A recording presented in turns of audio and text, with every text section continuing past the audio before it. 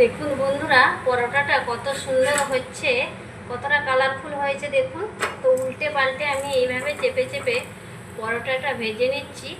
বানাতে একেবারে বেশি সময় লাগে না, মাত্র 5 মিনিট যদি বন্ধুরা হাতে সময় থাকে পরোটাটা ভেজে নিতে পারবেন। দেখুন কতটা সুন্দর হয়েছে এবং খুবই হেলদি পরোটা। এই দেখুন কত সুন্দর হয়েছে পরোটাটা। এগুলো তো তৈরি করে নিয়েছি, এবার একটু খেয়েও আপনাদের দেখাচ্ছি। দেখুন কতটা নরম হয়েছে। তো এখানে আমি টমেটো কেচাপ নিয়েছি, টমেটো কেচাপ দিয়ে খাচ্ছি।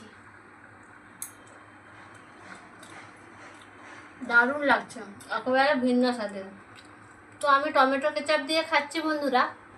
তো আপনারা এই পরোটাগুলো যে কোনো চাটনির সঙ্গে বা যে কোনো সবজির তরকারি বা চিকেন কষা যে কোনো কিছু দিয়েই আপনারা খেতে পারেন, খুবই দারুণ লাগবে।